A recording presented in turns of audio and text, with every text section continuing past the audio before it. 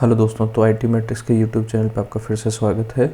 तो जैसा कि अपन ने लास्ट वीडियो में देखा था एक्सेल की सीरीज़ में कि किस तरीके से अपन एम एस एक्सेल को ओपन कर सकते हैं, तो इस पार्ट में हम देखेंगे कि एम एस एक्सेल जो है उसका इंटरफेस क्या है, मतलब जो उसकी विंडो है ओपन करने के बाद में हमारे को कैसा दिखाई देता है। तो आप जैसा कि स्क्रीन पे देख सकते हैं, अपन ने एम एस वर्ड के बारे में पढ़ा था, तो लगभग M S Word, M S Excel और एम एस पावर पॉइंट, इनका जो इंटरफेस है लगभग 50-50% कॉमन होता है। मतलब 100 में से 50 चीज़ इसमें आपको कॉमन मिलेंगी।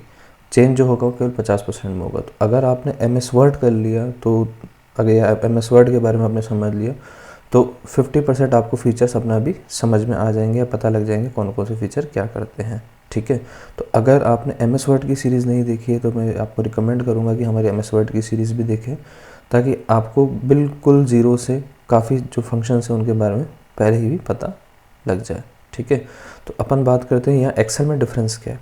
तो यहाँ मैंने एक इमेज लगा रखी है एक्सेल के इंटरफेस की। तो आप जैसा कि स्क्रीन के ऊपर देखेंगे, जैसे कि हम जानते हैं कि जो हमारी ऊपर वाली बार है इसको अपन बोलते हैं टाइटल बार, इस जो लेफ्ट हैंड साइड पे इसको बोलते हैं क्विक एक्सेस टूल बार, जैसा कि हमने वर्ड में पढ़ा था इसको बोलते हैं ऑफिस बटन। और यहाँ से आप क्या कर सकते हैं, मिनिमाइज, मैक्सिमाइज और क्लोज कर सकते हैं। उसके बाद में हमारी मेन्यू बार कहलाती है, उसमें ये different home, insert, page layout, ये सारे क्या हैं, टैब्स हैं।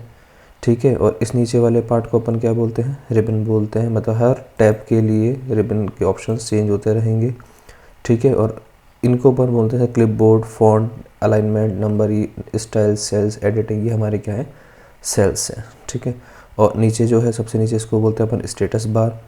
और जो ये राइट हैंड साइड पे ये अपन जो कर रहे हैं ये हमारी क्या कहलाती है, स्क्रॉल बार। ठीक है, तो ये चीज़ें इसमें कॉमन है। अब बात करते हैं इसमें चेंजेस क्या है। ठीक है, एक्सेल के अंदर तो जब अपन ने वर्ड पढ़ा था तो वर्ड में आपने देखा था ये पूरा एक ब्लैंक डॉक्यूमेंट था, क्योंकि वहाँ अपन क्या बनाते हैं, डॉक्यूमेंट फाइल बनाते हैं। यहाँ पे जो हमारे को मिलेगा, यहाँ सेल मिलेगा। अब सेल होता क्या है वो समझना जरूरी है सबसे पहले। तो यहाँ सबसे पहले इंटरफेस की बात करें तो यहाँ जो चेंज है, यहाँ पे आप देखेंगे आपको E18 दिख रहा है। अगर देखो मैं अपने सेल में पढ़ता तो देखो चेंज हो रहा है ये। ठीक है, तो ये मेरा कहलाता है नेम बॉक्स। क्या कहलाता है, नेम बॉक्स। नेम बॉक्स क्या करता है, जो भी मेरा सेल है, सेलेक्टेड सेल, ठीक है, ये जो दिख रहा है आपको चौकोर चौकोर, इस एक चौकोर से भाग को अपन क्या बोलते हैं, सेल बोलते हैं। तो जो भी मेरा सेल सेलेक्टेड है उसकी डिटेल यहाँ पे दिखाई देगी।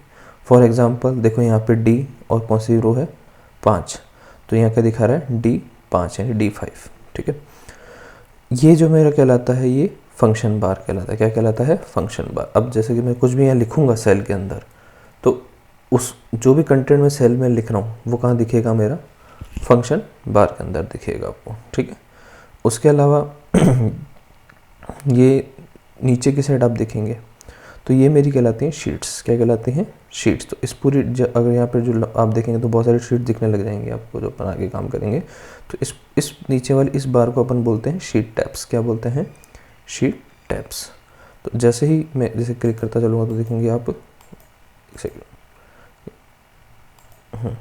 इधर अपन आप देखेंगे ये शीट्स बनती जा रही हैं।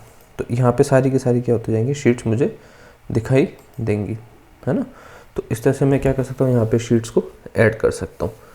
उसके अलावा अपन बात करें कि कई बार से एम एस एक्सेल अपन डॉक्यूमेंट खोलते हैं तो बाय डिफ़ॉल्ट कितनी शीट्स आती हैं, तो बाय डिफ़ॉल्ट यहाँ पे कितनी शीट्स आती हैं, 3 शीट्स आती हैं। आपको ध्यान रखना है, कई बार कंपटीशन एग्जाम में क्वेश्चन पूछा जाता है। दूसरा, कई बार क्वेश्चन पूछा जाता है कि एम एस एक्सेल में सेल और रो के कॉम्बिनेशन, कॉलम और रो के कॉम्बिनेशन को क्या बोला जाता है, तो उसको क्या बोला जाता है, सेल बोला जाता है। ये चीज़ आपको ध्यान रखनी है कि रो और कॉलम के कॉम्बिनेशन एक्सेल में क्या बोला जाता है, तो सेल बोला जाता है। जैसे कि आप देखेंगे ये वाला जो है, जो मेरे लेफ्ट साइड पे 1 2 3 4 5 6 दिख रहा है, इसको अपन बोलते हैं रो। क्या बोलते हैं, रो। मैं आपको अलग से शीट पर सेलेक्ट करके दिखा देता हूँ ताकि आपको अच्छे से समझ में आ जाए। ये जो मैं पार्ट सेलेक्ट कर रहा हूँ, ठीक है, इसको अपन क्या बोलते हैं, रो। क्या बोलते हैं, रो। और A B C D ये हमारे क्या कहलाते हैं, कॉलम कहलाते हैं। तो इन दोनों के कॉम्बिनेशन को, जहाँ पे रो और कॉलम आपस में मिल रही है, जैसे इस एरिया पे मिल रही है, इस एरिया पे मिल रही है, तो ये जो चौकोर सा भाग दिख रहा है मुझे, इसको मैं क्या बोलते हैं, एक्सेल के अंदर सेल बोलते हैं। क्या बोलते हैं, सेल बोलते हैं इस पार्ट को। ठीक है, जितने भी हैं ये सारे क्या कहलाते हैं, मेरे सेल कहलाते हैं। ठीक है, तो इस पार्ट में इतना ही। नेक्स्ट पार्ट के अंदर अपन अब एक एक ऑप्शन के बारे में जानेंगे कि कौन सा चीज़ क्या करती है। कुछ चीज़ें अपन ने MS वर्ड में पहले ही पढ़ ली हैं, तो अगर आपको उनके बारे में जानकारी नहीं है तो एक बार मैं आपको रिकमेंड करूँगा MS वर्ड की सीरीज़ भी आप पहले देखें, ताकि आपको चीज़ें अच्छे से समझ में। हालांकि बेसिक अपन यहाँ कवर करेंगे, पर कुछ चीज़ें ऐसी हैं जो हमने वर्ड में भी कवर कर लिए हैं पहले भी। तो आशा करता हूँ आपको वीडियो पसंद आई होगी। ठीक है, तो अगर आपको वीडियो पसंद आई है तो ज़्यादा से ज़्यादा इस वीडियो को शेयर करें और हमारे चैनल को सब्सक्राइब करें। ठीक है।